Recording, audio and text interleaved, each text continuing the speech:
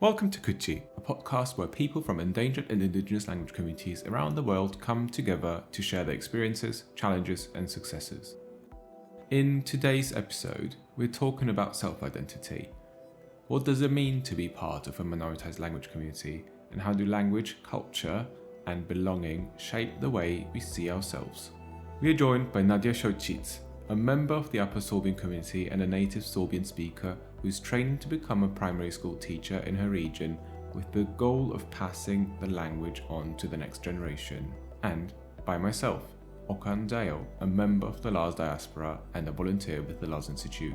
Together, we explore how self-identity can be shaped by factors such as religion and community boundaries, and how ideas around gender roles can sometimes be more complex and more surprising than we might expect. Witajcie, ja sam Nadja Šołćic, sevšin z Łužice, cele dokładnie z Gočine i Mokiveski. Ja sam honja serbuka, a smim dżęca tu z Okanom o tym ryczeć, što jeno w uczyni, respektive na kotre ważne je nasze być dziel jednej mniejszyny, kotre wuznam to ma na naszą swojską identitu. Hello, my name is Nadja Šołćic. I'm from Cotton, a small village in Lusatia. I'm an Upper Sorb, and currently I'm studying how to be a teacher for elementary schools. My main subject is Sorbian. Today I'm here to talk with Okan about the impact of, or in which way us being a member of a minority influences our own identity, or in which way, or how huge is the impact of us being a member of a minority. Muchole jumalepe dodalepe, Okanige modzin, chodzishi bo, wicoje bo amahaci Washingtonis pskidur do hak bichelisham. Hello my friends, my name is Okan. I am of the Oxen clan, or chodzishi in Laz. My family are from Fundukle or Vice in Laz. I currently live in Washington, and I am a volunteer at the Laz Institute. I do lots of projects with the Laz community. I teach the language now online. I'm also an advocate. I prepare a lot of materials, including online coding, that helps us gain knowledge and confidence in our language to speak it more fluently. I also started coaching other language communities. Because of my teaching background, I am now actively supporting other communities in designing more engaging online language classes for adults in particular. And yeah, that is me. Nadja, can you tell me a bit more about yourself? Did you grow up speaking Sorbian, at home? Is it actually called Sorb, or is it called Sorbian? The language is definitely called Sorbian. You can divide between Upper and Lower Sorbian, but we can talk about it later. And Sorbs is the name of the people of the minority. Like I would say, I am a Sorb, but you can also say I am Sorbian. It's both is a possibility.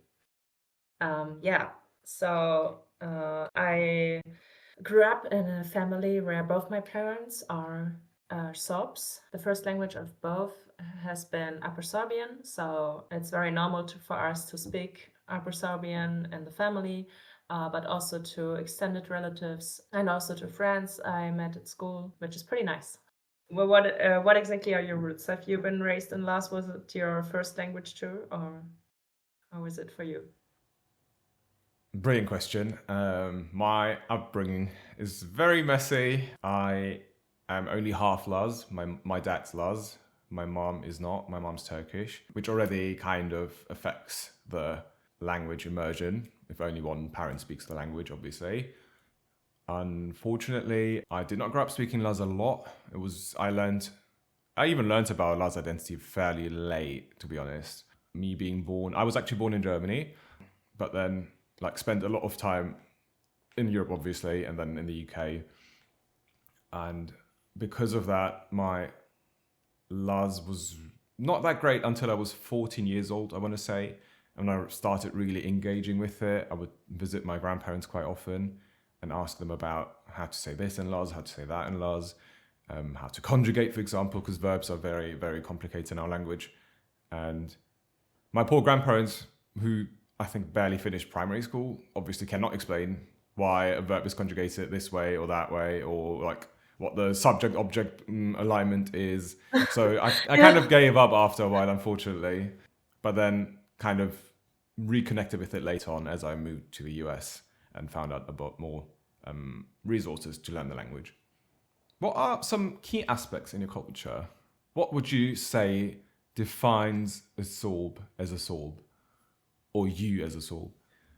It's very hard to put down a general definition of a Sorb. Like there's kind of a law for Sorbians, for Sorbs.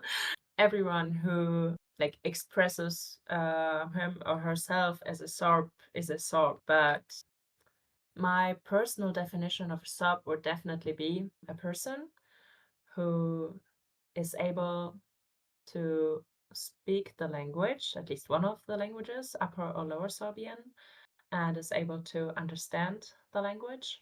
Also, an important thing is that this person is open and willing to embrace being a member of the community. And also an important thing is a Sorb is, to me, a person who is willing to do the practices, to take on the traditions, who's open-minded.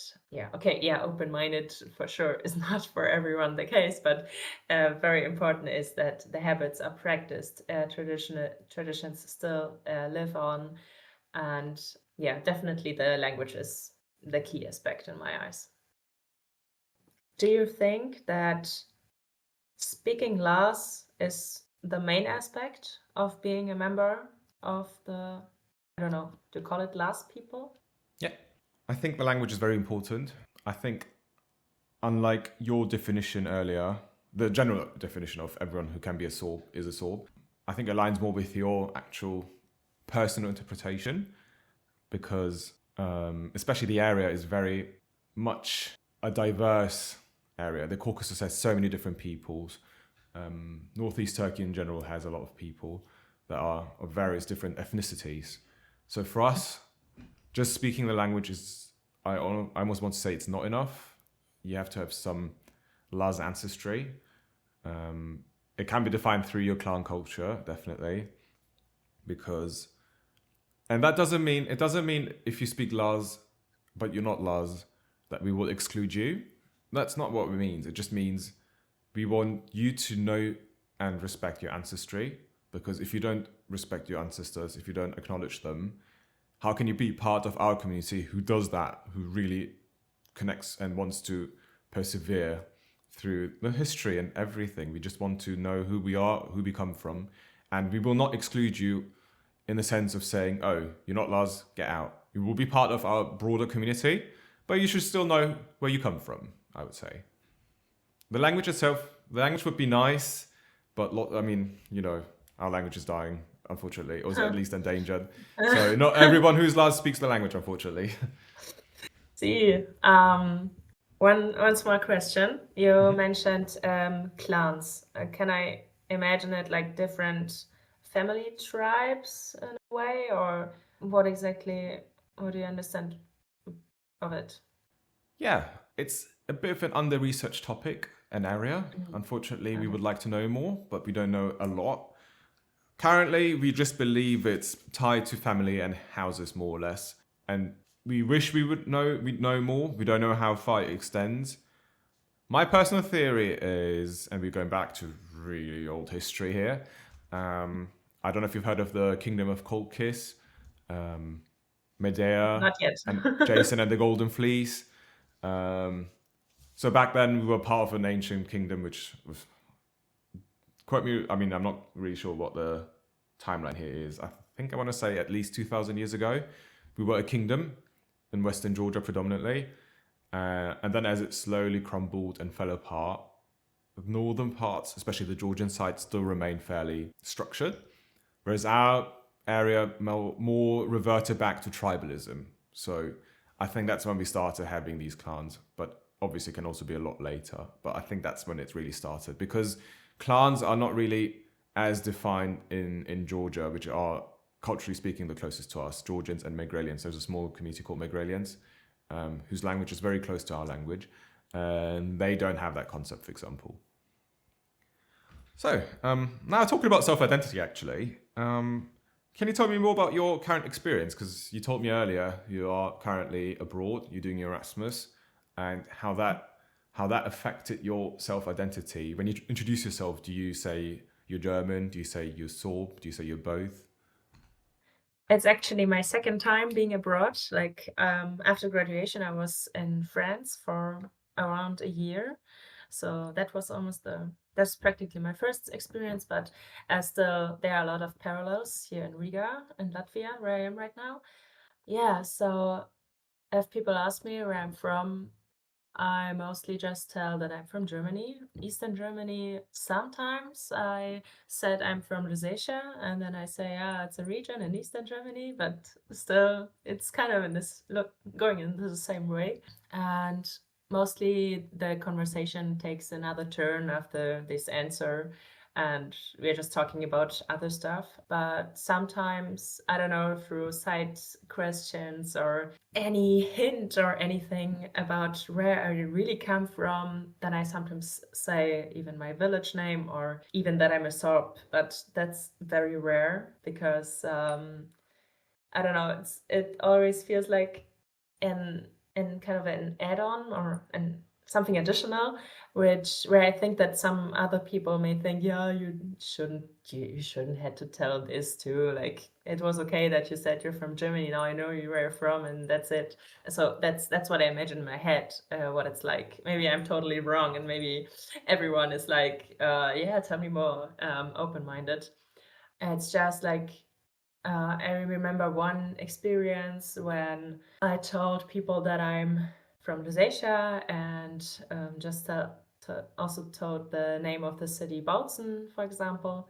And then there was a person who was like, yeah, but isn't it the same region where this and this person comes from too?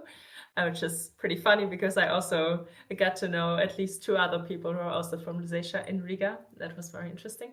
Yeah, but so this one person who asked me where I'm from and remembered that Lily, for example, is also from Lusatia.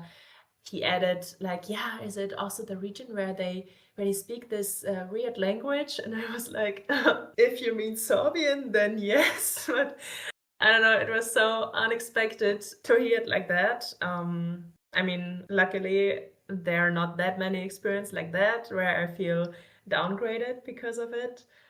But it's so intense that it's like marked in my brain, maybe till I die, I don't know. And yeah, so maybe because of experiences like that, I don't say it right away. And that happened in Riga? That person asking you about the language, calling it weird? Yes, that happened in Riga like a month ago. I have to add maybe that for sure the person had some drinks already, and then people don't really care sometimes what they tell other people, but it just seemed very inappropriate in this moment. Nevertheless, the consequences, or the circumstances, that's what I wanted to say. Yeah.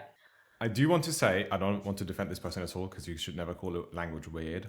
Sometimes non-native speakers tend to use the wrong words. Could have, I wasn't there. It's just, hopefully he didn't mean it in that way. Hopefully he meant more interesting or different rather than weird. But obviously I wasn't there. I don't know if he was a native speaker or not.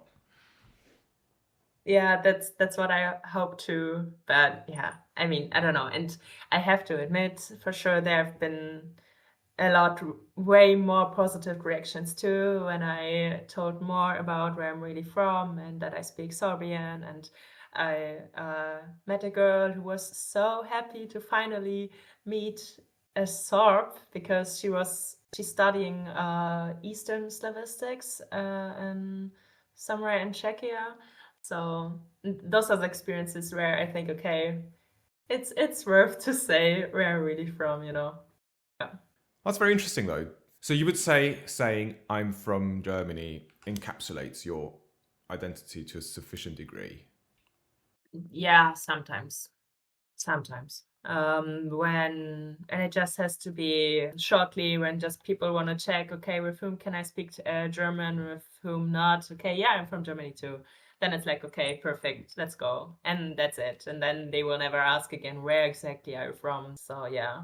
But I have to say that I'm kind of proud of myself that I try to at least always first tell that I'm from Lusatia, and then yeah, it's a region in Eastern Germany. And sometimes I even add that I'm a Sorb, and then it kind of naturally comes into the conversation. But yeah, I still have to practice this. One more follow-up question, because that's what happens to me a lot. Because I obviously say I'm Laz, I say straight away, and then obviously nobody knows what the Laz are, who they are, where they live. So when I then say they live in northeast Turkey predominantly and a little bit in southwest Georgia, they automatically say, oh, you're Turkish then. Does that happen to you? And how do you react to that? I have to say, I'm not quite sure.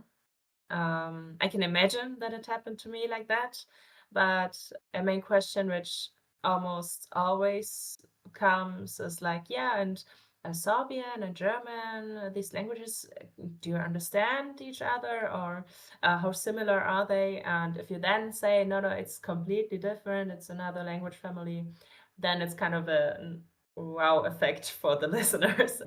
But yeah, as you described it, I guess it's more the thing that people don't know that the Sorbs exist. And then you say that you live in Germany, but yeah, I guess they still get the fact that that those are people from another community. I don't know. Mm-hmm. When was the first time that you presented yourself as as Lars, and people didn't know what that is? Do you remember the moment or anything? Or yeah. The first moment, oof, that's tricky. I can tell you the last one was probably last week, because it happens always weekly. The first time around, though, that must have been in Germany even. Yeah. So yeah, I think the first time someone asked me where I'm from, and I said I was Lars, they just, I think from the beginning, it's always been the same reaction. Many people don't know what it is. In fact, sometimes it helps a little bit, because I think that first time must have been in Germany. And sadly, Turkish people are not really perceived that well in Germany. So when you say you're Lars, which is not really Turkish, then they say, oh, okay, so you're a good one then. So I think that's what happened the first time around. Going a bit back to what you said in the beginning, you said a Sorb is someone who practices the traditions and cultures and customs. Can you talk more about those customs and traditions you think are very important to Sorbian culture? The thing is, Sorbs are very connected with Christianity in general. There's some Protestant Sorbs, but the majority of the Sorbs are Catholic, as long as I know. And there are also different traditional clothes for both kinds of Sorbs in this way. And there are special traditional clothes to any special Christian holiday. Like there's a celebration. It's mostly in June on a Thursday, and then again on a Sunday, but I don't know what it's called in English. So I can just describe. It's a Catholic holiday, and at least then all girls who are not married yet and but had their first communion, I hope that's right, like that, they get dressed with one specific traditional clothing, and it's called druszka. It symbols the virginity, and those are only girls because of the Holy Mary. That's what I understand. I don't know. Maybe I'm wrong, but I think it's right. So then there are traditional clothes for Sorbian weddings, for specific functions of people in your family, like the godfather or the godmother of the bride and groom, they get specific clothes. And yeah, this is definitely one of our biggest cultural heritage, I would say, because it's very, very special, and in every traditional clothing there are details which has a meaning. One another tradition is the Easter riding, which is very, very special to our Sorbs, because it's like only once a year, only on the Easter Sunday. Then only men, that's important until now. There are discussions about it, why women can't go by horse, but we can talk about that later. Yeah, they are riding in like processions from one village to another village, and their job kind of thing is to celebrate Easter by singing prayers or only by telling prayers on their way to this village. One practice is definitely at the beginning of May, when you like put on one kind of tree, and then it stands until the end of the month. And this is not that much Sorbian, I have to admit that, because it's also common in Bavaria or in other parts of Germany or wherever. But I think the special thing is when the maypole is like turned down, or when it like kind of falls at the end of May, then before it falls, traditional dances are danced through the people who are doing this tradition. And it's a big tradition which is practiced in many villages, and that's why the month May is very important to Sorbs, I would say. So you mentioned Sorbian wedding attire and many, many clothing, apparels in general. So looking at your family maybe a bit more, do your family wear these? Do they still wear all these traditional attires? Are they as connected to the culture as you are, for example, and the community as a whole? I would say in general, my parents are very connected to the community because of their roots. And my mom is also still taking on the clothes, but really just on special occasions. Like 100 years, 200 years ago, it was normal for women to take on the traditional clothes every Sunday when going to church. But that has definitely changed. That's not like that anymore. My mom wears it maybe for Christmas, for example, or definitely on Easter. When we watch the procession going through our village, then this is like kind of an expression of being a member of this community. Okay, now I'm really interested. Do Eastern Germans in your area wear the same clothing, or is it really just Sorbians who wear them? No, only Sorbs are taking the traditional clothes I'm talking about right now. Other people have other traditional clothes, but yeah, it's different. Okay, and then like, do you have any cousins? I don't know. Do your cousins, if you have cousins, do they wear these traditional attire or the wedding dress, for example? Wearing the Sorbian wedding clothes, it's getting pretty rare because of conflicts between the younger and older generation, because they're just different images of in which way is it appropriate to still wear the clothes even though you didn't have these and these circumstances or whatever. It's again some religious stuff. Yeah, I don't have to get into it deeper, but main point is my cousins also wear the traditional clothes only to specific Christian holidays. And there was one cousin who was having a traditional Sorbian wedding this year, beginning of August. And that was very special because it's getting very rare. I wanted to ask, even though language is also in your interpretation the key aspect, or definitely one of the key aspects of being a member of Last People, which practices would you say are the main traditions or practices in your community? Language is an important aspect here because historically speaking, we have had a few issues with people in the Black Sea area in general. where they claim to be Laz when they are not really. It kind of makes sense if you look at the history. I kind of get why they do it. During the Ottoman Empire, a larger chunk of the Black Sea area used to be called Lazistan. It was a name given by the Ottoman Empire to the region. And I think because of that, a lot of people in the Black Sea area started assuming that identity, not even knowing that we actually exist, which, fair enough, I don't blame you, but it creates a weird dynamic where these people then say, oh, I'm Laz. We don't speak a different language. We speak a Turkish dialect. There is no language called Laz. But then we're like, we speak Laz. We are the Laz. What are you talking about? And in Turkey in general, there was a long, long time where people just didn't know. They just assumed people from the Black Sea speak a funny, so to speak, accent, dialect. And the real Laz are not even, they either don't know we exist, or they say, oh, you're actually Greek or whatever.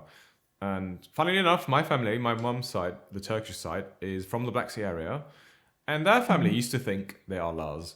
So they would say, when my mum was getting married to or when they first met, rather, my dad and my mum, they would say, oh, beware of these Komorti Laz. That's what they used to call Laz, who are actual Laz. So the Turkish people in the Black Sea area, would call themselves Laz, and they would call us the Komorti Laz, which actually is a Laz term, meaning the Laz who are coming, because we were reincorporated into Turkey at the end of the Turkish-Russian War and the Independence War. So it creates a lot of issues, because when you say everyone is Laz, even the ones who are not, they speak on your behalf. And it's actually moving towards one of the traditions I want to talk about, and that is the New Year's tradition. We call it Tsanani. It's a tradition that's almost forgotten. Lots of our traditions and customs have been forgotten because of history, because of assimilation policies, and also because of religion, to be honest. One of these traditions is the New Year tradition. Many families have forgotten about it, but some still remember, and we're trying to revitalize it right now. We did a social media campaign through the Laz Institute, who I volunteer for, where we just showed, oh, people did this, people still do this, people eat the Tsanani Shkwari, for example, which is the lucky bread, the New Year's bread. And then under the comments, you sometimes see people who used to believe they're Laz because of that history, but they're actually just from the Black Sea. They're Turkish people from the Black Sea. And they say, oh, just stop making this stuff up. That's not what happened. Why are you lying, spreading lies and everything? And that's where we come to this issue where we say, oh, if everyone is Laz who thinks they're Laz, then they take the platform and speak on your behalf and clearly don't share valid points that do reflect our own culture and our own language. So that's something. I've met a few people who claim to be Laz, and then it turns out they're actually not. So it's always interesting.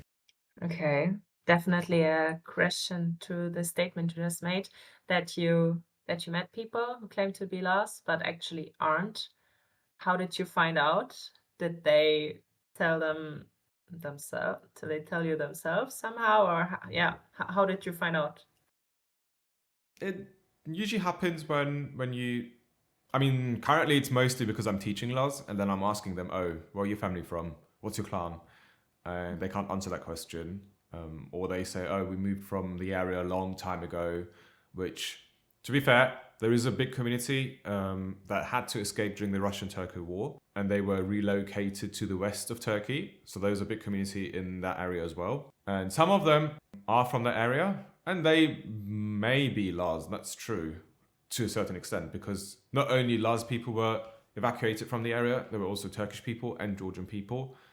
Anyone in the area. It's a very diverse area. So when you talk to them, you always, not always, but sometimes, I believe them. I don't question them. But when we go deeper, when we ask, oh, what village are they from? What's your clan? What language do they speak? Often, and it comes back to language again, they say, oh, only my grandmother used to speak it. And then they often share words with me. That was an interesting fact, though. And I'm not calling out anyone here, by the way. It's absolutely fine. If you're not Laz, you can always join us. You can learn the language. That's absolutely fine. It just happened twice to me in 1 year. That's just the interesting aspect, where people reached out to me as their Laz teacher saying, oh, my grandmama used to say this word. What does it mean? Is it Laz? I mean, they assume it's Laz. So they're asking me, oh, what does it mean in Turkish or English? So I look it up. I can't find it in a dictionary. So I ask my elders. I ask everyone from all the villages they could potentially be from. None of them know what that means. And then I often have to look up a Turkish dictionary for the region. So essentially a dialect dictionary. And that's where I find this word. It's like, oh, it's a Turkish word. It's a word used by Turkish people in the area. And then I won't say alarm bells ring, but some light bulbs turn on in my head. I'm like, hold on, are you actually lost then? So yeah, I think language is probably the most important aspect now that we talk about it. Okay. And another question, you meant that as soon as people can't say of which clan they are a member, then you can find out like that they are not really Laz. So everyone who's Laz, maybe I understood it wrong. Or is it like that everyone who's actually Laz knows his or her clan, practically? I think a lot of people do know their clan. Not everyone does, though. It's something we can help, though. If people reach out to me, I can find out, I can ask around. We can always find at least one family member who knows. And if you really don't know, then it could be an indicator that you don't know, or that you might not be Laz. But it doesn't necessarily mean that you're not Laz. So before we close off things here, can you tell me more about your traditional, like the customs you mentioned earlier, the Easter riding, for example, or the drushka, the attire girls wear, and current interpretation going with society, moving away from these gender stereotypes? How does it affect your culture, your community? How do the elders react? How do the younger people react to it? Generally, the opinions are very far away from each other. So there are people who support it as much as they can, who wear only parts of the traditional clothing to special days. For example, there was kind of a celebration, in November. It's once a year where all the Sorbs are gathering, and it's kind of a chic event, And but even last year, I guess even the year before, young people try to do differences, to reinterpret the traditional clothes, to reinterpret traditional practices like the Easter riding. And I think everyone has definitely a personal opinion about all of this, but it feels kind of weird who to decide who in our community is definitely like the opinion at the end, like who has the power to say, from now on every woman is allowed to do the Easter riding too, and or that even boys can put on the traditional clothes. And because until now it looks suspicious, or people don't do it because at least the old people would say like, what the hell are you doing? Like, this is not your job. Like, this is stuff for the girls. And so I think there will still come a lot of years, or many years, where we will discuss these topics, just because no one really knows who is able to say to tell the rest of the Sorbs, I'm right. You have to do it as I think is the right thing. And it escalated a little bit in the middle when, for example, people saw younger people with only a part of the traditional clothing, and then they get mad, but then they didn't tell them in person, but they wrote an article or a comment in the newspaper, and even in the religious newspaper, which is printed once a week every Sunday. And I don't know, in my opinion, it should be everyone should just do is he or she or they feel right to do so. And I personally, I don't think I would do the Easter riding too, just because of so many horses from different places who don't know each other, and for one day they all have to be good in a way so that no accidents happen and stuff like that. And yeah, but I would definitely support every woman or any person who would like to do this Easter riding, who feels like a member of also the Catholic community. Yeah, but I'm lost, so I still don't know really what to think and who to ask. And yeah, definitely at the end, who has the power to do the decision. Yeah. See. Interesting point though, because it just reminded me one of our traditional instruments are the bagpipes. So traditionally played by men or young men, rather, but also older men. I mean, men. Doesn't matter the age. Though we've seen a few women take up as well, and girls taking up the bagpipes. I don't think there's a strict rule of saying, oh, women shouldn't play the bagpipes. It's just not very common for us to see. So I really appreciate when we do see young women play these instruments who were associated at least with men predominantly. And it kind of reflects our society as well, to be honest, because our society is usually defined by, and again, I think the broader Black Sea area in general is really defined by that. Strong women. Women are very strong. Men follow the wife's lead rather than the other way around. Wow. It's very, very common in our area for the men to be a bit more laid back, and the women are like, no, you have to do this. We get this done. I can do it. If you don't do it, I'll do it myself. So that's just what your story reminded me of. Okay. Wow. It was a very interesting conversation with you. Thank you so much for joining me today. I learned quite a bit about the Sorps, to be honest, and I learned about how self-identity struggles and definitions transcend borders. So it's not just me struggling with finding a way of identifying what a Laz is or who a Laz should be. I guess the same applies to Sorps, and I'm pretty sure it applies to many, many people out there. I really love that you guys are still appreciating your traditional clothing, your traditions in general are really still lived, even if you said earlier younger people are less inclined to do so. It's a bit sad, but at least it still exists to a certain extent.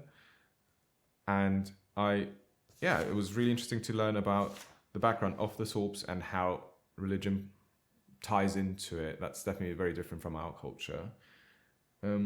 I really hope, and I've mentioned that in the past to many people, at EGA especially, I can revitalize some of our clothing, for example, which will help us identify our community.